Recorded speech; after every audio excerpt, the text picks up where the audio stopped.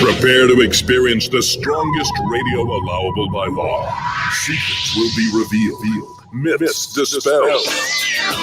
From the studio gym where excuses never apply, it's Superhuman Radio with your host, Carl Lenore.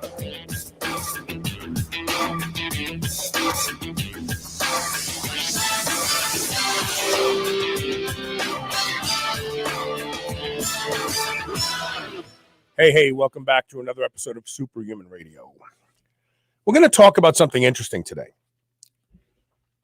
Since the onset of this pandemic, epidemic, whatever you want to call it, we have realized that the reason for social distancing and mask wearing and lockdowns is because the large majority of Americans who are very, very unhealthy seem to be the most susceptible to getting this virus, but more importantly, their mortality rate is much higher.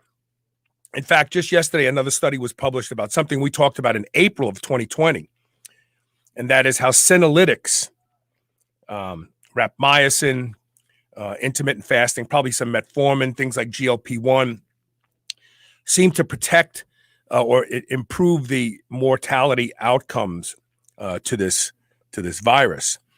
And we know that senescent cells are not just in old people. We know that if you're not living the right kind of life, then you probably have a lot of senescent cells accumulating in your body, and you're not going to do as well. What we haven't been talking about is the people who have caught COVID and survived it, and maybe even said, wow, that really wasn't so bad, because we're only focusing on the sickest of the sick and their outcome. Maybe we should start looking at people who are healthy and their outcomes and talking about it, because then maybe more people would be inspired to get healthy, because we're going to have another one of these events eventually. Maybe in my lifetime, maybe not, I don't know. But if you know that there's going to be a flood, you'll move everything up to the second floor. You'll take precautions. And maybe it's time for people to start taking precautions and approaching this from a personal responsibility standpoint. So we're going to start doing a series of shows called the COVID Files. Dr. Suzanne Turner is my first guest, and she has a very unique perspective because she's both a doctor and, in this case, someone who contracted COVID.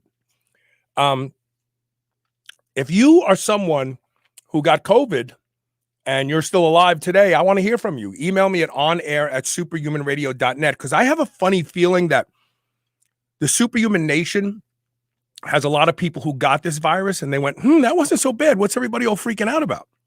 We need to talk about that. We need to get that out into the mainstream so that people understand why this virus seems to only kill, or less than 1% of the people who get it. And age doesn't matter.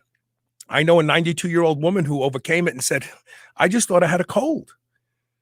So we need to start asking these questions. Before we do that, we have to, of course, thank our title sponsor, Legendary Foods.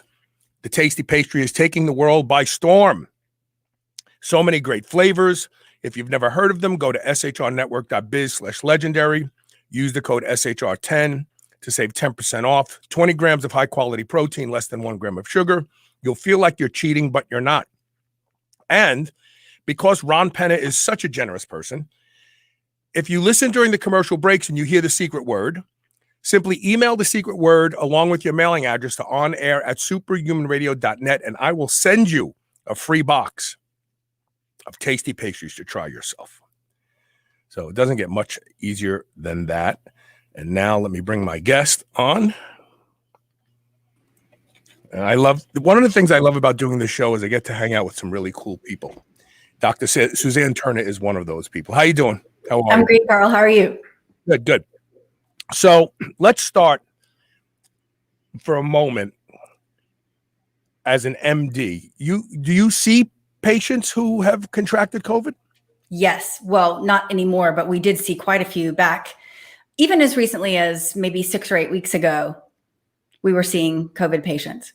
Now, it may be unfair to use the population of your patients because I would imagine that the people you see are not the typical people that walk into a medical practice. You actually probably see people who are proactive about their health, and as opposed to a sick care physician, you really do work with people to keep them healthy.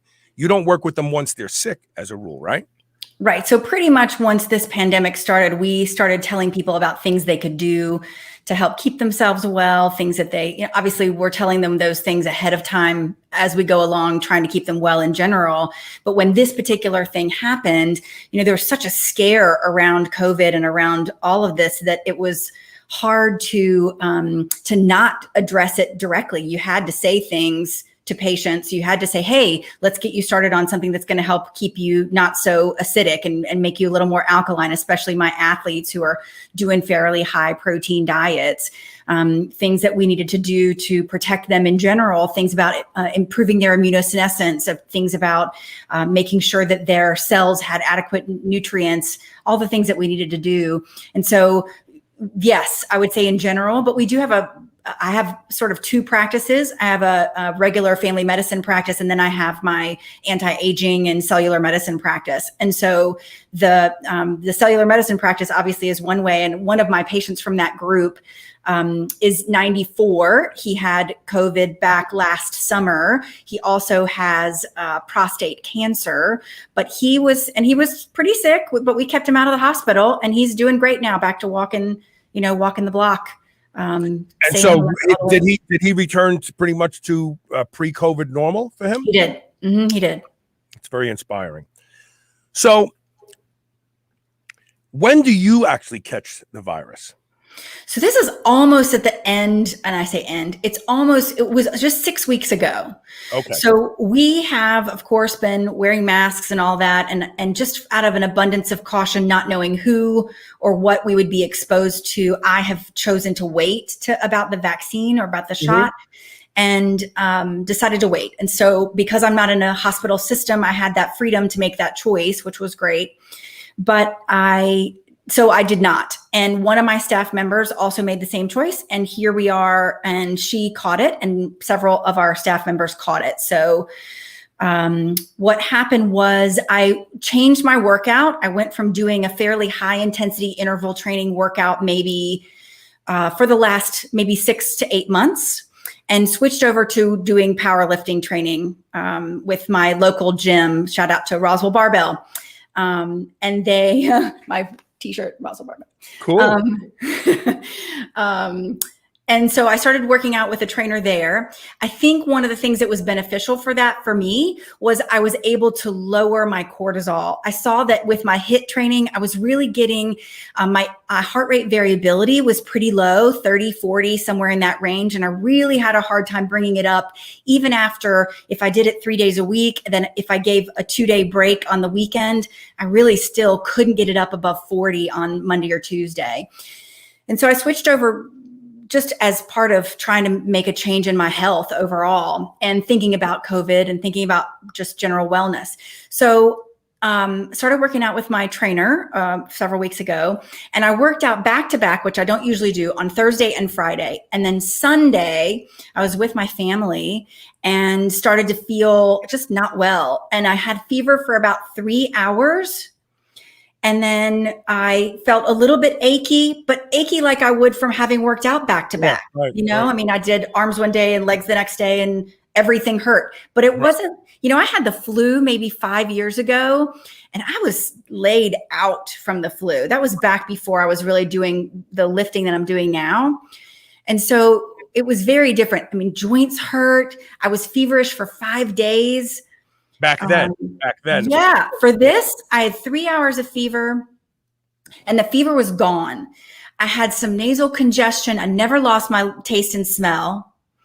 I did completely lose my appetite for about 5. That's a natural response of the body when it's sick, because it doesn't want to waste energy digesting food. It wants to fight something. Exactly. But I didn't lose taste and smell. And I was achy and a little bit tired for a few days. I still worked. I did telehealth visits the whole time. So I felt well enough to be able to see patients and continue doing things I was doing. I just was aware of feeling more tired than normal.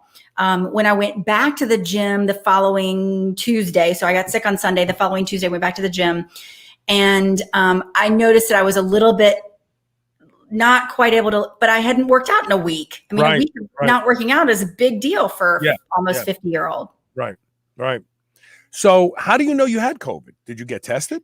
I did. So, I would not have thought that that's what I had. I know. That's what I'm saying. It's like, oh, I have a cold. Like, to anybody else, that's a cold, right? And it was nothing. I wouldn't even have tested. In fact, I thought I had rhabdomyolysis. Because you know how soreness, yes, soreness, yeah. And it can cause a fever in some people. And my temperature never got over 100.6. So it was still kind of a low temperature. Mm-hmm. Even at the when I was feverish on Sunday, it never got above that.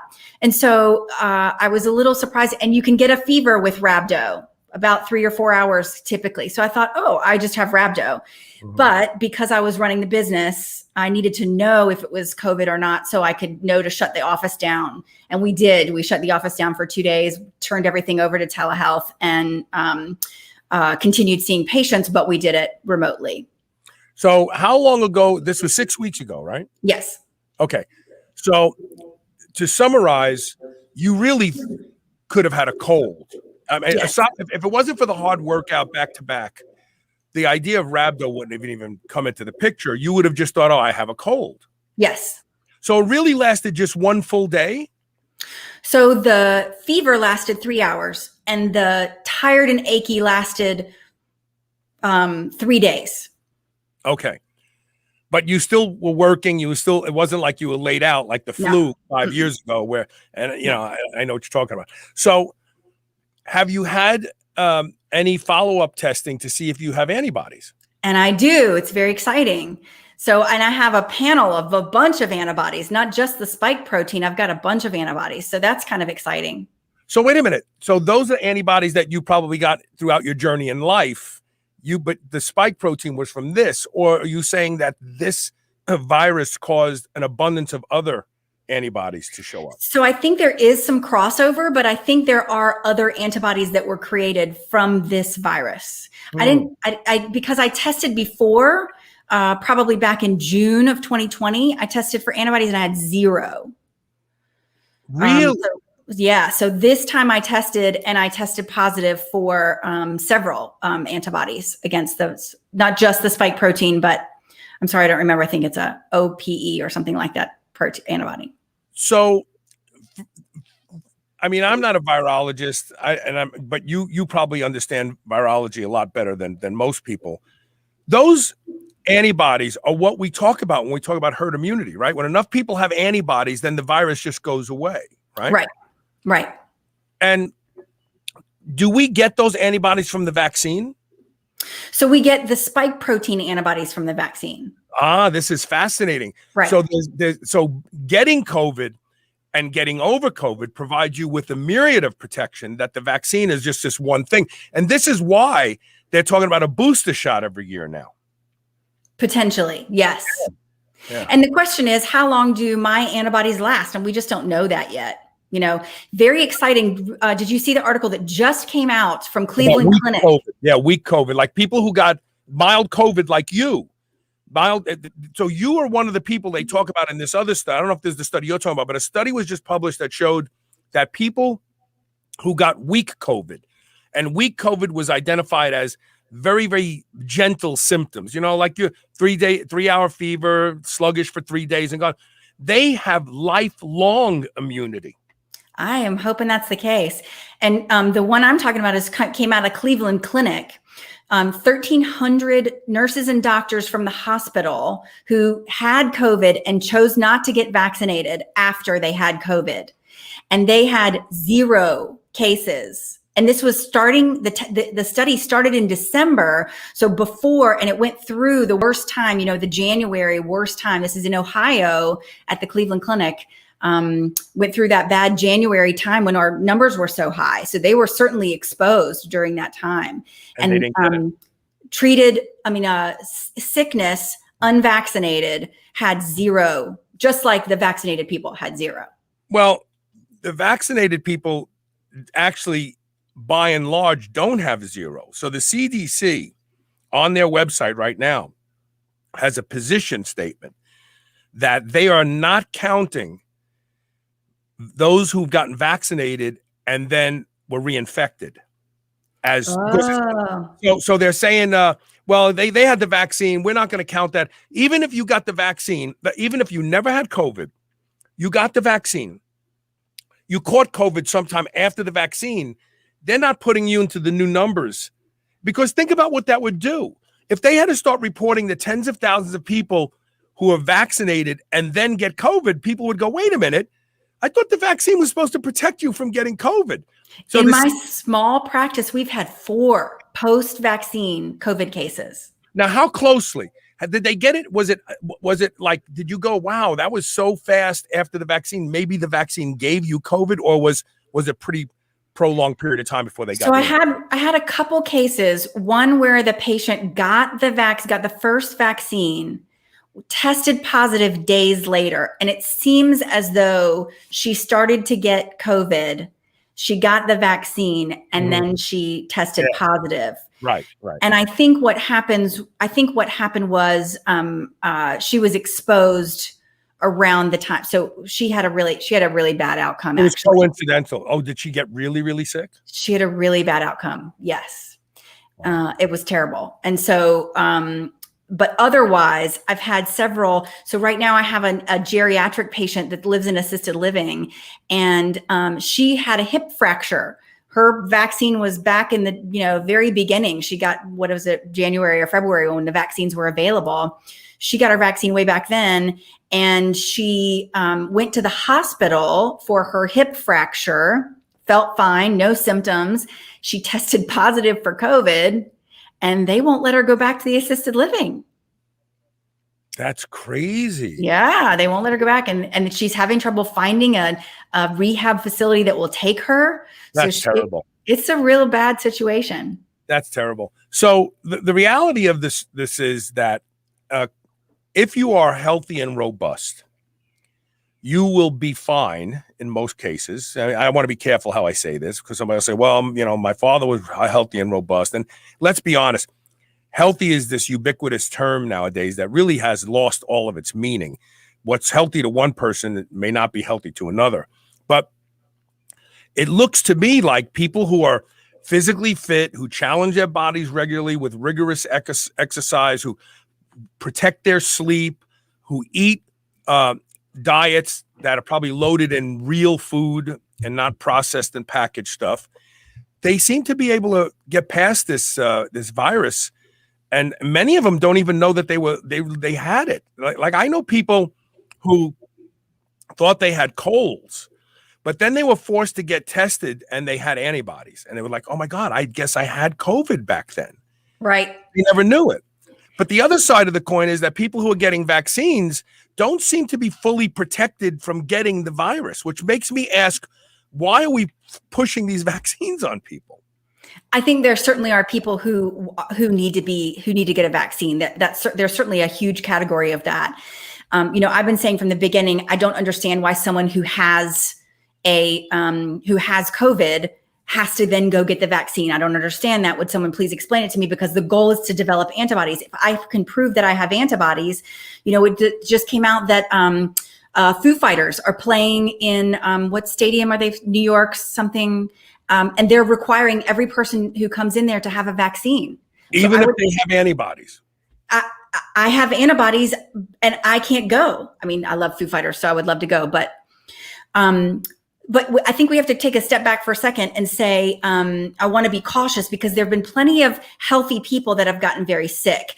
And so we need to be careful about that and realize that the mechanism behind a lot of the exercise physiology, and this is a whole category. I am not an expert in this area, but I will say the whole category of exercise immunology. There's a great group at Appalachian State that has the Human Performance Institute. They do a great job there, Dr. Neiman. They have done all kinds of studies on the immunology of exercise. So being aware of the fact that it's really that 60 to 80% METs that makes the difference. If you're going above that, VO2 max, I'm sorry, if you're going above that on a consistent basis, and it's kind of the reason why I brought that up at the beginning, I think I was really hurting myself when I was doing a HIIT workout that was over an hour of fairly high intensity cardiac workout.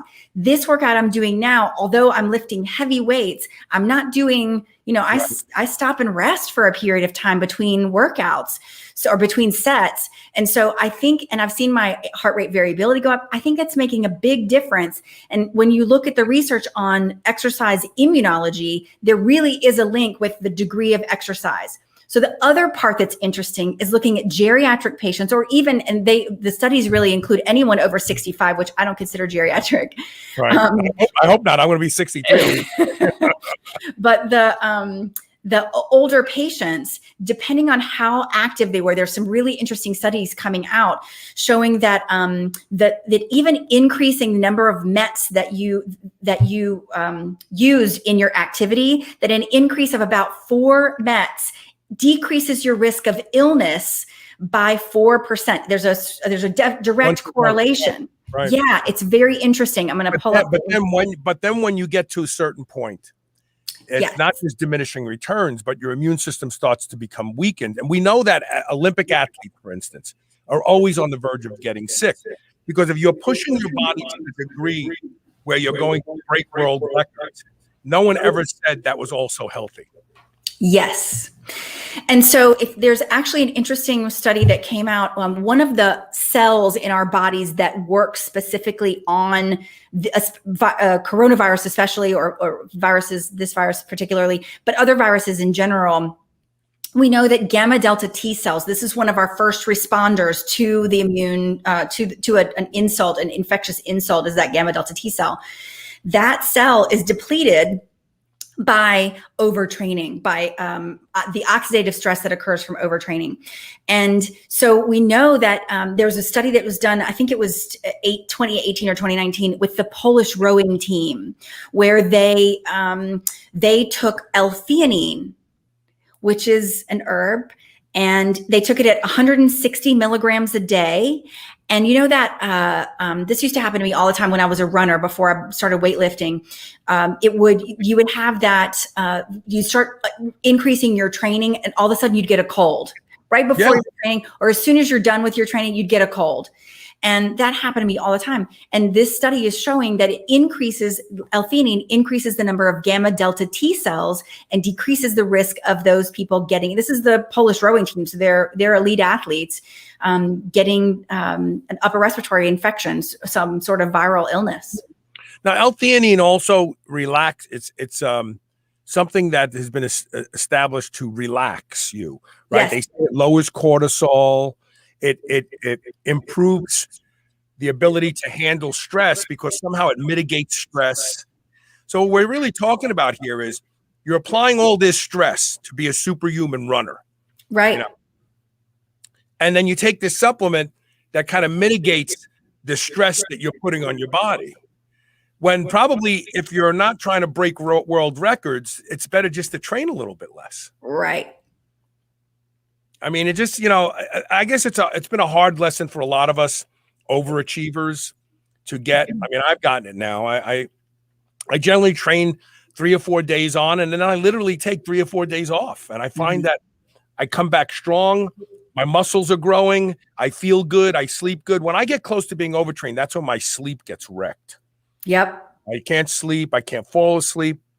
one of the earliest signs of overtraining is disrupted sleep. People don't read into it. They don't realize it. That okay, you should take the next couple days off, actually.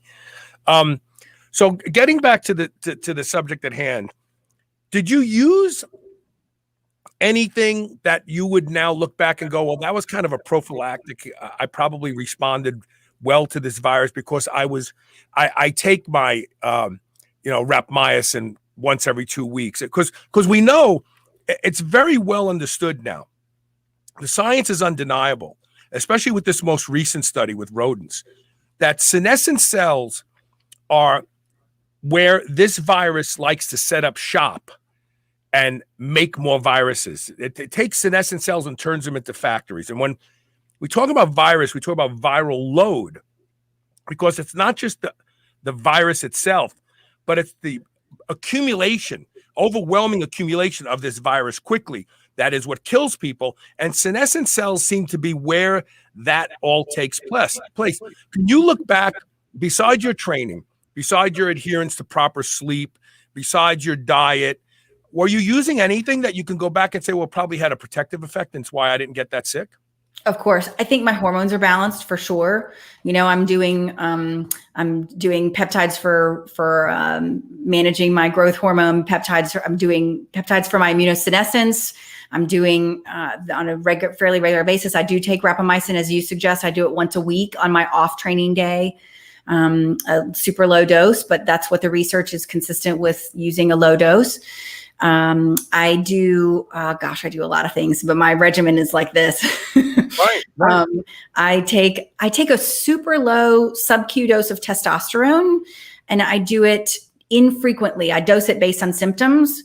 It's probably every 10 to 14 days, something like that. And I like the sub-Q because I feel like it's less of I don't feel the kick from it.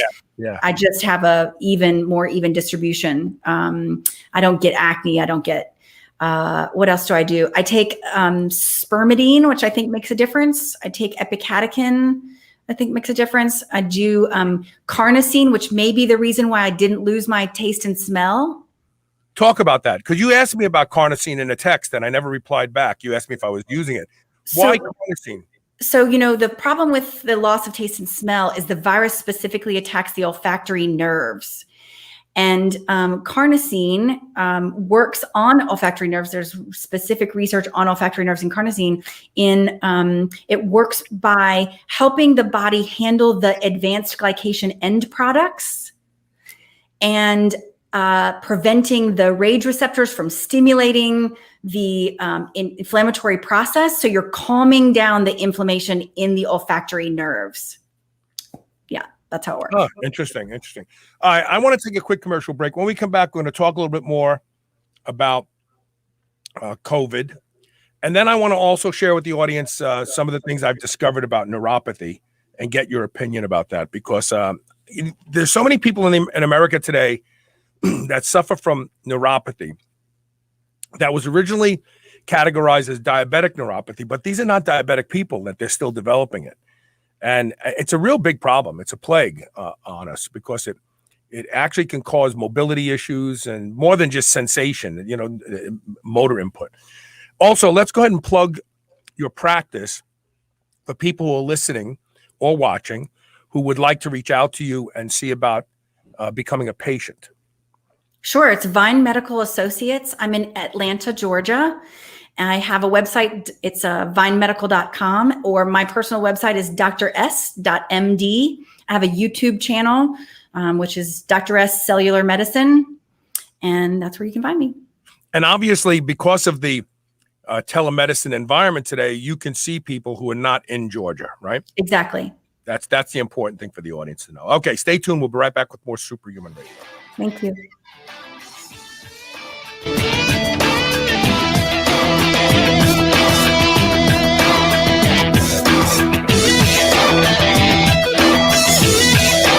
I need to share with you all a revolutionary new wearable technology called Happy. Happy allows you to enjoy the effects of caffeine, alcohol, nicotine, melatonin, and muscle relaxants without actually ingesting anything. Yes, really. They figured out the unique magnetic signature of each of these molecules and recorded them. Just put the Happy on, choose the signal you want, and it starts projecting the magnetic signature of that molecule that you choose, like coffee for feeling alert. Go to happy.com/SHR. That's HAPBEE.com/SHR to learn more and unlock an $80 discount exclusively for the Superhuman Radio listeners. If there is one mineral you should be worried about not getting enough of, it's magnesium. Magnesium is the body's master mineral, powering over 300 critical reactions, including detoxification, fat metabolism, energy, and even digestion is influenced by the presence of magnesium. That's why I'm so excited to tell you about a new magnesium product I've been taking now called Magnesium Breakthrough. It's the ultimate magnesium supplement, easily the best I've ever seen or experienced. With all 7 forms of magnesium, I was able to arrange an amazing deal for my audience, and I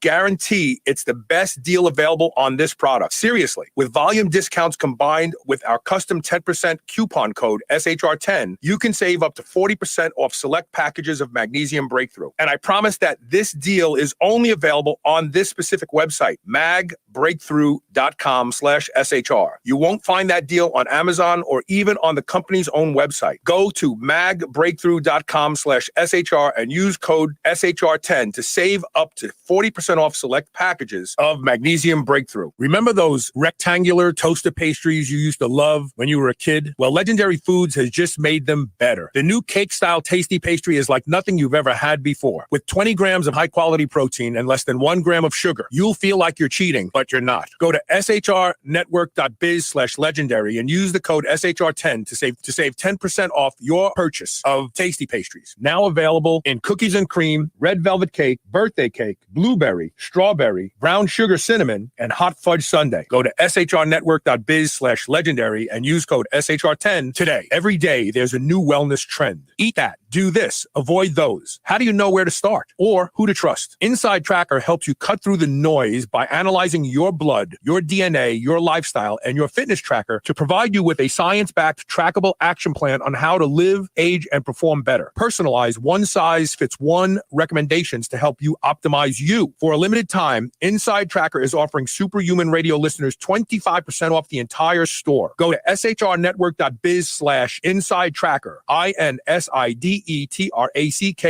to save 25% off. Change begins on the inside. Respiratory. Being superhuman means being conscientious about the choices we make. White Oak Pastures is superhuman when it comes to raising livestock. They're committed to animal welfare, land regeneration, and rural revival. They responsibly manage the entire process from the pasture to your doorstep. High quality, pasture raised, great tasting meat from a farm you can trust. Full nose to tail selections. They even have options for your pet. Go to shrnetwork.biz/white oak and use code SHR20 to save 20% off your entire first order. Spit that out right now. This is the Superhuman Channel.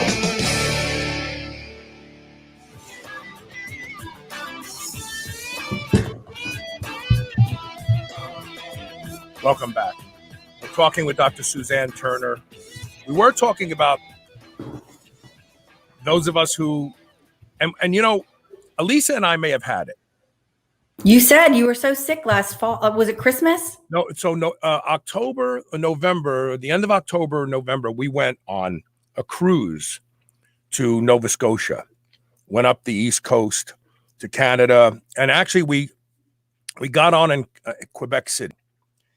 And we actually sat with people. So this ship came from China, Europe. It came all, and then it came to the United States, up to Nova Scotia, and then it was going back to Europe. And so there were people on this ship that were on the ship for like a month already. That they had come from overseas, and they came, and then they're going to go back. And we sat with a lot of people. And the first night we sat with an Asian couple, and I'm not suggesting, but they were from China. And, so there was a potpourri of people on this ship. And I got sick immediately. We got off the ship in New York, and I was going to see my daughter Taylor for dinner. And I had the chills really bad getting off the ship. And Elisa was fine. And so we went out to dinner. I had the chills. I sat there, I ate. That night I couldn't sleep because I was burning up. I was burning up really bad. And we went home, and I went to see a friend of mine who's a physician, and he said, sounds like you have pneumonia. And he prescribed that Clavamox or whatever it is, some combination antibiotic. I was really in bad shape. I still worked. I thought you said you sat on a bus next to someone that was coughing. Well, that's how I think I got exposed. There was a woman sitting next to me. We did a on-off bus tour. And there was a woman who sat next to me, and she was coughing, and she had her hand over her mouth like this, and it was deflecting. And I said to Elisa, I have to get off this bus. This woman is coughing, like I can feel the humid cough hitting my face. Oh, So I think that's who gave it to me. But it could have been anybody on that ship. The truth is, nobody was paying attention back then. But when we got home, I was sick for a good 2 weeks. It took me, I was sick for 2 weeks. When I say sick, I just didn't feel myself. The fever went away, but I did have a sore throat. Then Elisa got it. So she obviously got it from me. She woke up one night and she was trembling. Like she said, this is the sickest I've ever been. And she was, it was scary. And then we got better, and we, continued on our lives. And it wasn't until after the new year that we heard about this virus. And I looked at it, I said, oh my God, like we may have had it already. And I guess I could go get tested for maybe I need to go get tested for anything. Yes, definitely. You were still coughing months later. Yeah. So you exercise regularly to eat right. Why do you think you guys got so sick? I haven't been sticking to my lifestyle. I mean, at that point in time, drinking, and I drank every day on that cruise ship. I ate crap food, and I had gradually been sliding into that lifestyle. I wasn't training as frequently. I was going long periods of time without training. I became kind of momentarily, the average schlub. And I think that's why it had such an impact on me. But even with that, I got sick. I felt horrible. I never missed a show. I did my show every single day. But it took me strength-wise, it took me months to get back to, like, I remember saying to Lisa, man, I go into the gym and I train and I am just friggin' exhausted. And I knew what it was from. But it took me quite a while to bounce back from that. There's a physician who trains with me that had a similar story. You would see this guy, and like you'd think he's a muscle guy. He's exercises regularly, eats right. He's just a great guy out of Chicago. And he got very sick from it. And I think the same thing happened. Like in the week before or so, he had, not been following his usual lifestyle plan. And that's all it took. Just to open the door and let it in. That's what I did. Yeah. And then I gave it to Elisa, which I felt terrible about. But, but even with all that, I never thought I was going to die. And I wasn't worried that I wasn't going to get better. I just was like, how long is it going to take me to get better? That was the question. But getting back to the topic at hand here, I think that we need to recognize that there is a specific phenotype, which I was for a while, that is more susceptible to getting this and suffering from it. And sadly, it's the average American lifestyle. And so it's wake up time. People need to wake up. Forget about losing weight so you can fit into a nice looking dress. Forget about, trying to regain that body you had in your 20s. Just start exercising and eating right and cut back on the booze and get to sleep on time at least 80% of the time, and because we're going to have another one of these. There's going to be another one. It started with the Black Plague. China released that on the world. It's going to happen again, whether it's going to come from China or someplace else. It's going to happen again. And I wouldn't want to be one of those people who has to fear for my life just from getting a virus. Well, and it's interesting because even any exercise, even if it doesn't change your weight, changes your immune system. And so Yes. that's the reason why we need to do it, because just any activity at all, and there's tons of research that just talks about if any activity that you're doing makes you less susceptible to illness, and it's the cumulative effect of repeated bouts of exercise. Right. One bout of exercise may not have so much effect, but a continuous, persistent behavior, a lifestyle of exercise. And so my goal for me and what I talk to my patients about is trying to figure out a way to be active every day. So there's something that you're doing, even if it's your not exercise, your off day, that you take a walk with your dog, that whatever the thing is that you're going to do a yoga class, do a stretch class, something where you're doing some sort of activity for that day, and make it part of every single day. So I want to change gears for a second and talk about neuropathy, because over the past 5 years, I've developed neuropathy. Now, it's no circumstance. Doesn't go get past me that the past 5 years I haven't been living my normal life. I drink more. I stay up late. I eat more sugar. I can say that without concern. I know I do. I eat more sugar. And as a result of that, I have developed both numbness in this portion of my hands and from my knees down. And now with the legs, it's not just the sensory nerves that have been affected, but the actual neuromuscular activators. I started to develop some spasticity, like moving in and out of small spaces. And I'm a firm believer that exercise cures everything. I really am. I don't have to know the science behind it. I don't have to know the NADH. All I know is that I needed to start training differently. So I bought a vibration plate machine first, started on that, and I definitely noticed some changes. And I thought, you know what? I'm going to train calves every time I work out for a while, just see what happens. I started out with seated calf raises. Now I do both seated and standing calf raises. And as my calves are getting stronger, the neurological inroads of new nerves are obviously being formed. Blood flow is increasing. In fact, I wear my Be Strong blood flow. I was going to ask, are you wearing your bands? I notice a dramatic difference for days after I wear those bands and train legs, because my logic is I'm creating that pressure to open up those small blood vessels that have collapsed over time and feed those nerves again. But just by training calves every day, like 4 or 5 days a week, let's say, and using the Be Strong bands when I'm training legs now, which I did yesterday, I'm getting more nimble. The next thing I'm going to start doing is jumping rope.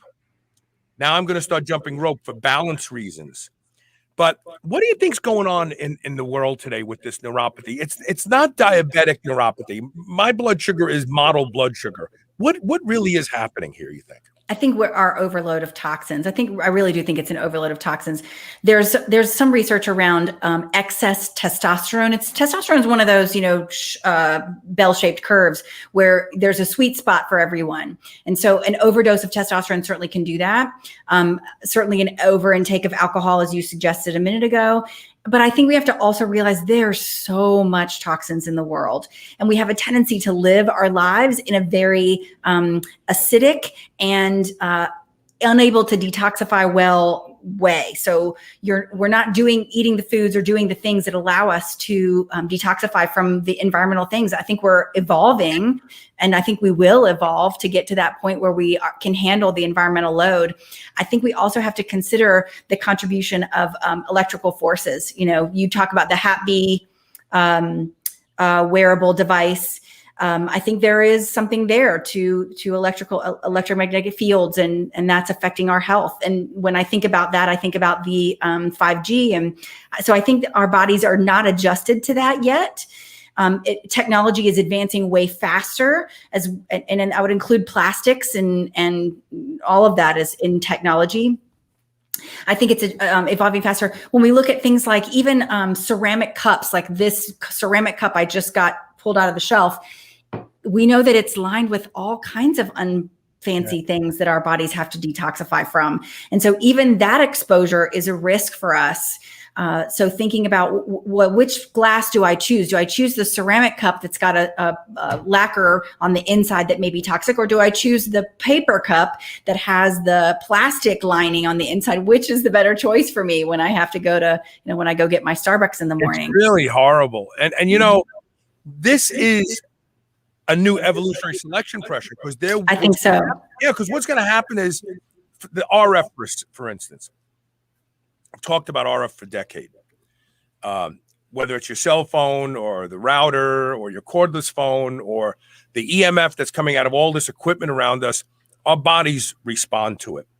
People don't want to believe it because they don't want to give up their cell phones and other things. But there's no doubt in my mind, and I've had background. I mean, that's where I cut my teeth. The beginning of my career was in land mobile radio, paging, and mobile telephone before cellular.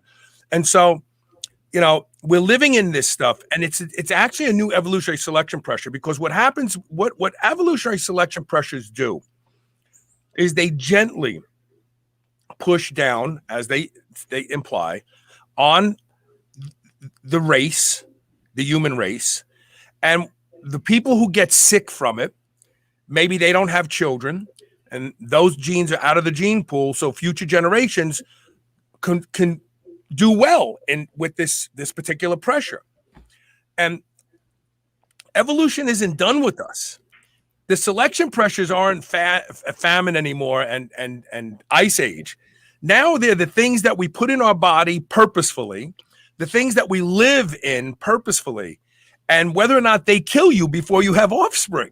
Right. I mean, I can think of days when I've gone to, especially when I go to conferences, I'll spend 4 days never seeing the sunshine. We do that conference in Las Vegas, where I saw you and Elisa last. We go to that conference and I never go outside for 4 days straight, because I'm eating inside, I'm waking up inside, I'm going to the gym inside. If you go for a run in Las Vegas, the smog is so bad, I'm not sure which is worse. Right. And so I'm not getting that sun exposure on a daily basis. So my circadian rhythm gets all messed up because I'm traveling from East Coast to Las Vegas. I mean, that's a really toxic. If I was exposed to COVID then, I probably would be very sick. So now my question is, how do you feel when you come home from these conferences where you're literally indoors for 4 days? Terrible.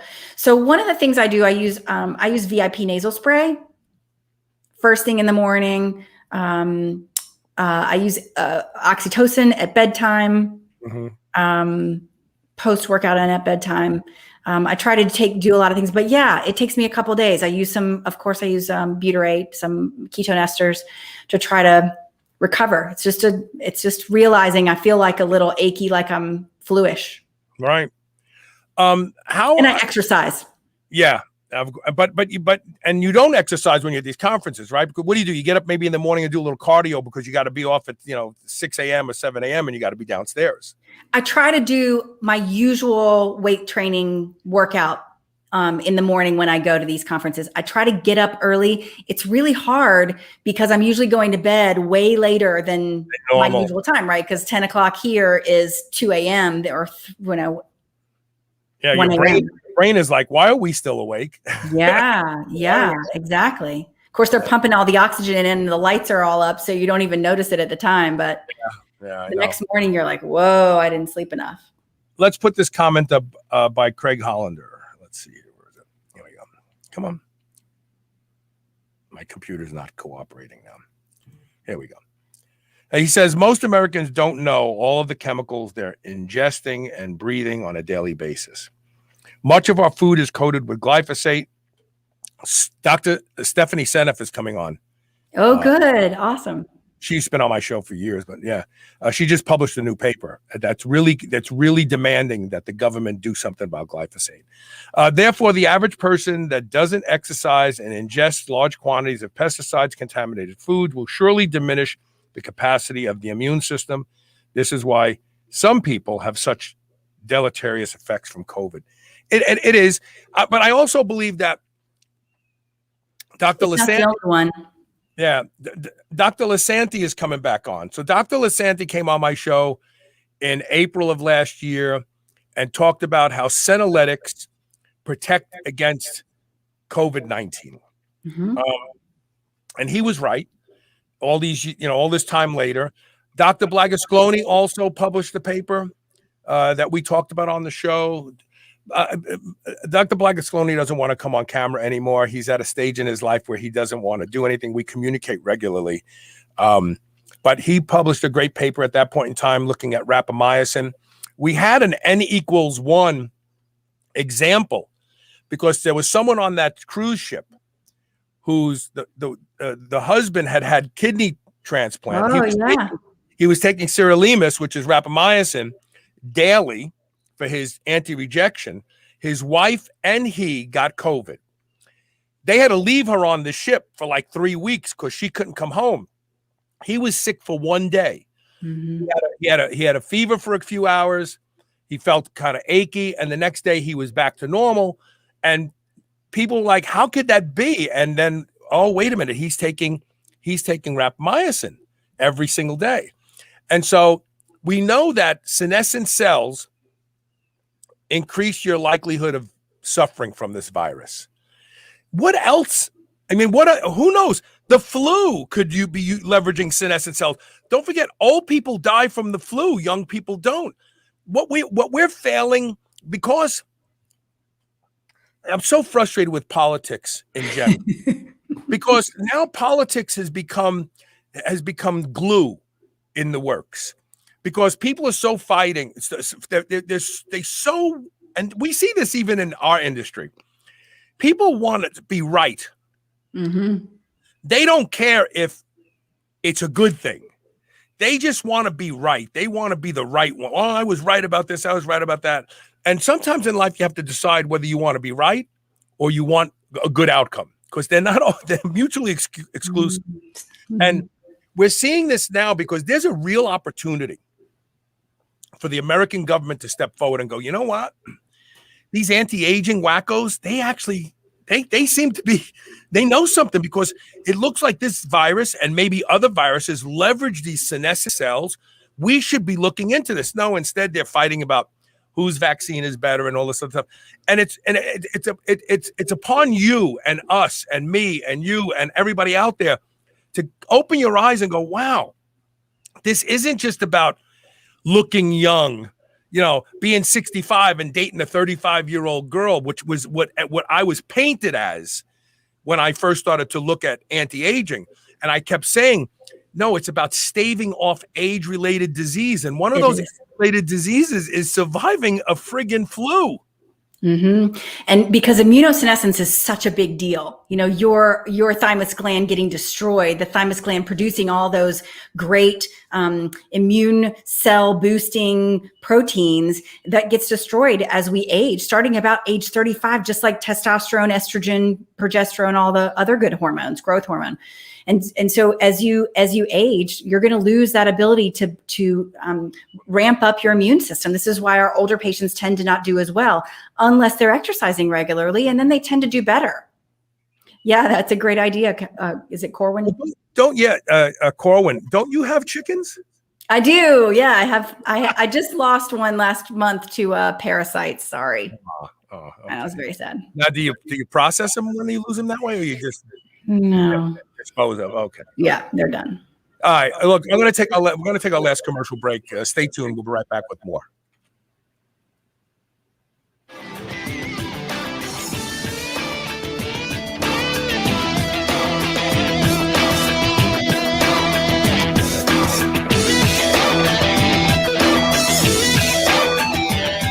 Whether your goal is to build muscle or burn fat, you'll find everything you need at Redcon One. Need help getting a good night's sleep? Try Fade Out, or the most popular pre-workout supplement on the market today, Total War. Sign up for their new Transformation Challenge and win $10,000. Or shop for apparel that people at the gym will know that you are serious about your training. Need a testosterone booster that works? Check out Boomstick. Whatever you need, you'll find the best quality supplements on the market at Redcon One. Go to redcon1.com. That's REDCON1.com, or go to superhumanradio.net and click the Redcon One banner ad today.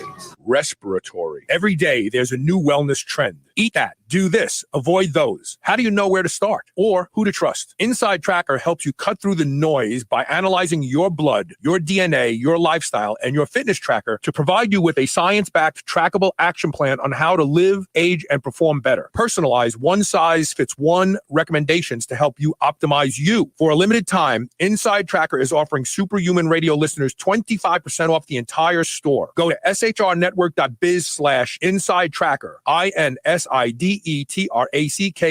to save 25% off. Change begins on the inside. New Mass Pro Synthogen X2 just upped its own legendary game. To distance itself even further from the rest of the pack, Synthogen X2 now has double the key active ingredients. If you've ever wondered what steroid-like recovery feels like, Synthogen X2 delivers. See why others compare it favorably to powerful bodybuilding drugs at synthogen.com. Mass Pro Synthogen. When you train with it, you'll gain with it. I need to share with you all a revolutionary new wearable technology called HapBee. HapBee allows you to enjoy the effects of caffeine, alcohol, nicotine, melatonin, and muscle relaxants without actually ingesting anything. Yes, really. They figured out the unique magnetic signature of each of these molecules and recorded them. Just put the HapBee on, choose the signal you want, and it starts projecting the magnetic signature of that molecule that you choose, like coffee for feeling alert. Go to hapbee.com/SHR. That's HAPBEE.com/SHR to learn more and unlock an $80 discount exclusively for the Superhuman Radio listeners. Being superhuman means being conscientious about the choices we make. White Oak Pastures is superhuman when it comes to raising livestock. They're committed to animal welfare, land regeneration, and rural revival. They responsibly manage the entire process from the pasture to your doorstep. High quality, pasture raised, great tasting meat from a farm you can trust. Full nose to tail selections. They even have options for your pet. Go to shrnetwork.biz/white oak and use code SHR20 to save 20% off your entire first order.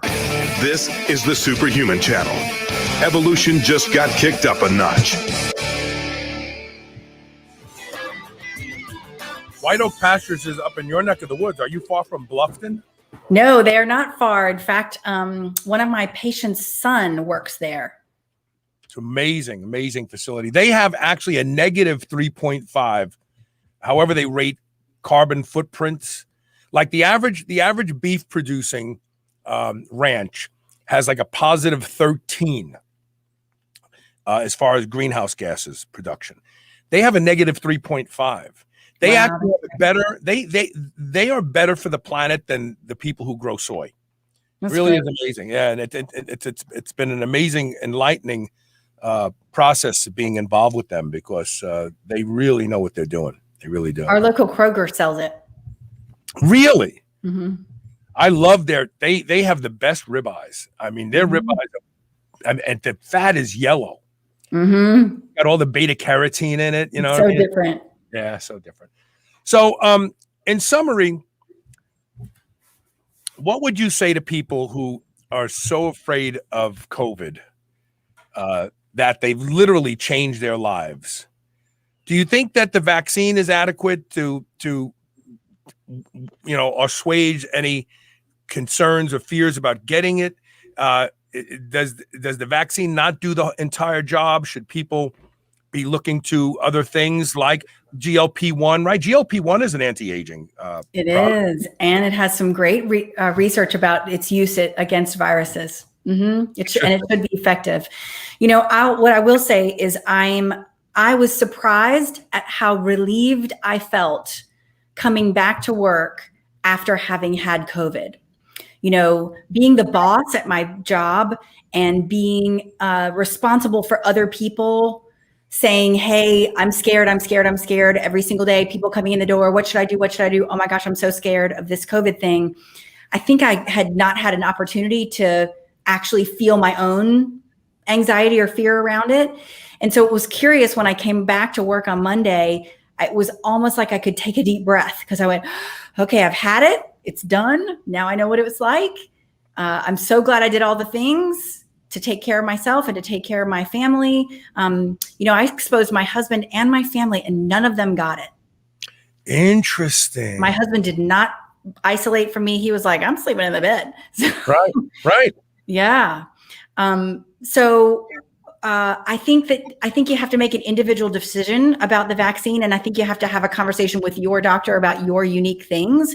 This is really very, very individual dependent.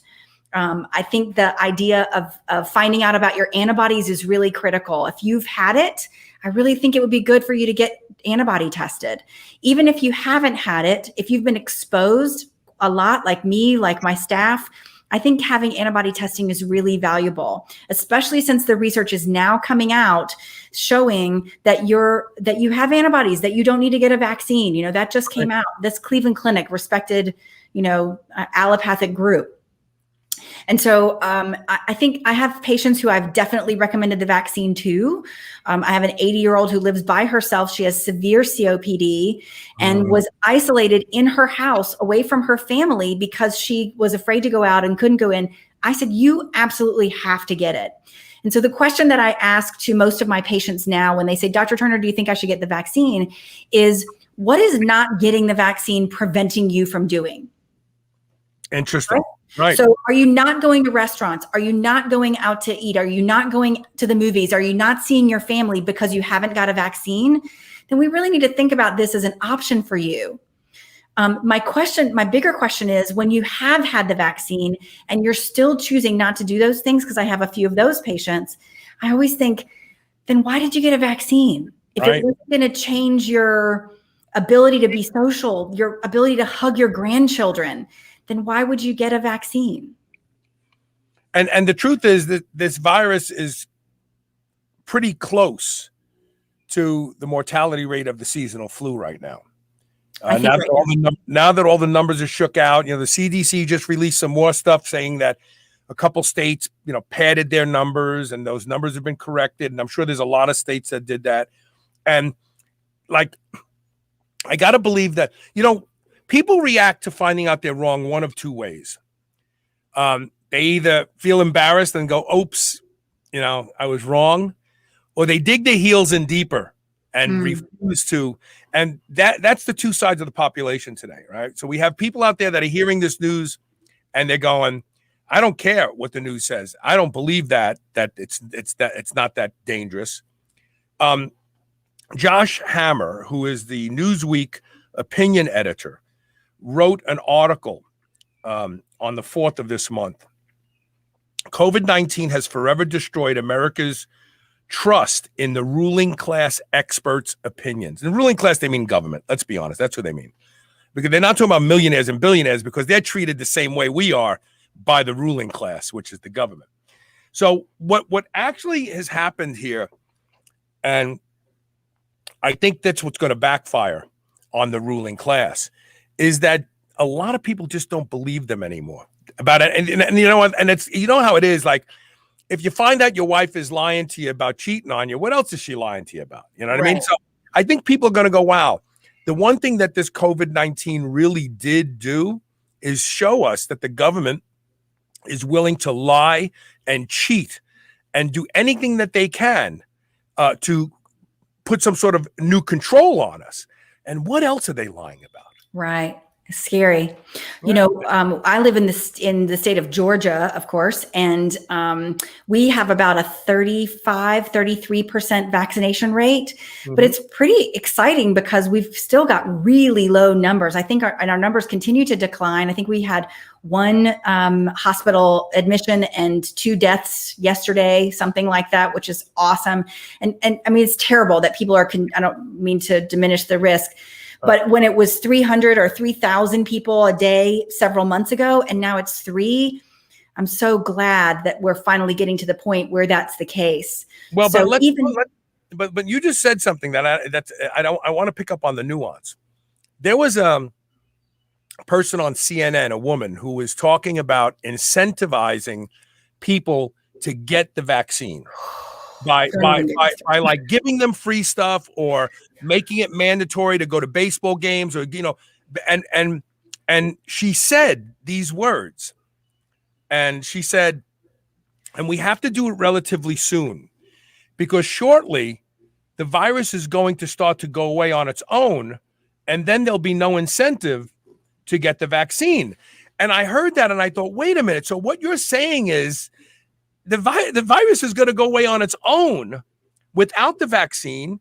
Why do you want to vaccinate all these people? Now, you just said 30% in Georgia, but we've heard from lots of government officials that it needs to be more like 50 and 60% in order to give us some sort of protection as a community.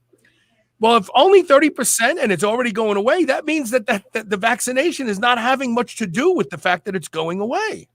I think it's because we're not counting the people who've already had COVID and survived as part of that. And I think that's what's so exciting to me. I'm jumping up and down about this Cleveland Clinic study because it's confirming what I've been thinking all along, right?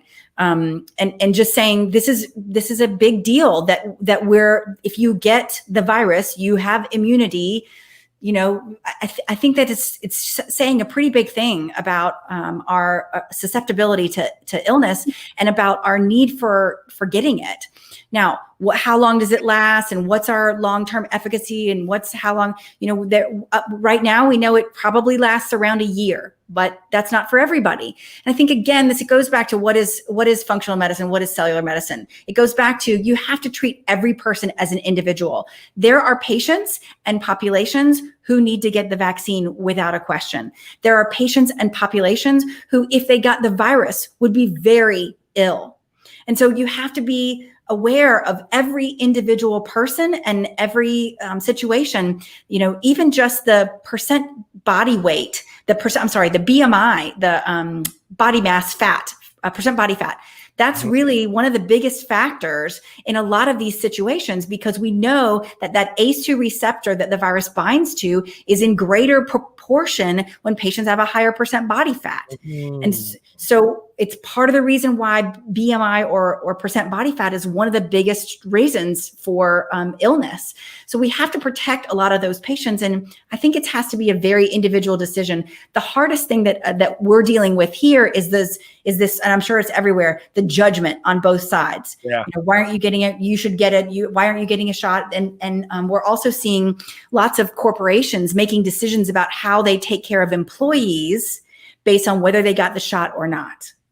And so it doesn't really make sense to me, because even the people who got the vaccine still are able to transmit. Even if they themselves aren't going to be sick, they're still able to transmit the virus to someone else. Right. And if they are not wearing masks now in general, then they're at more risk for contracting and passing on. So it's this weird, it's a very strange dynamic. And I think you're absolutely right that there is quite a bit of ruling class influence. My husband always says, remember, deep throat, follow the money. Yeah. I say that too. People think that there's more sinister things going on than just greed. It's never more than greed. It's always been greed since the beginning of time. It's about power, and it's about having the resources to do whatever you want. And that's power also. It's always been that. That's what humans are all about. I want to thank you so much for coming on the show today and talking about this. And I also want to remind anybody listening, if you have survived COVID, I want to hear from you. Email me at onair@superhumanradio.net, because we're going to do a couple more of these shows because I want to talk about people who got better. We hear all about death. We hear all about, all the horrible things. But meanwhile, there's this silent procession of people who get it and go, that was it? I had COVID? Oh, man, I can't believe it. And we're not talking about them. And maybe if we balanced things, people would go, oh, well, let me look into maybe some changes that I need to make lifestyle-wise. That's my goal, really. And right now, probably ours is looking at those COVID long haulers and what's the common thread and what are we going to do about them? And it looks like it's a very similar process to what happens in patients who have Lyme or mold, that chronic inflammatory response syndrome. It looks like this is a very similar disease state. And so those people are really suffering. It's a rough place for them. John Carpenter says, great interview, Dr. Turner. You are enlightening. And Chrissy Fox says, is there a reliable COVID antibody test? So we use Boston Heart does one. I think Vibrant America does one. you can get from LabCorp Quest, you can get the spike protein antibody test. But if you were sick from the virus, you want to get the full panel of antibodies, both IgG and IgM, so that you know where you are and what antibodies you're dealing with, more than just the spike protein antibody. There you go. Thanks so much for being here, Dr. Turner. It's always a pleasure, Carl. I will talk to you again soon. Take care. And that's it for today's show. I know we have great shows the rest of the week. You'd think that I would pay attention to the schedule enough to be able to say, hey, tomorrow we have this and tomorrow we have that. But I got a lot going on right now. And of course, Chris Fox says thank you to Dr. Turner. And we will see everybody tomorrow with more Superhuman Radio. Thank you for being here. Please share the show. Help somebody who maybe is trying to make some intelligent decisions about how to handle COVID.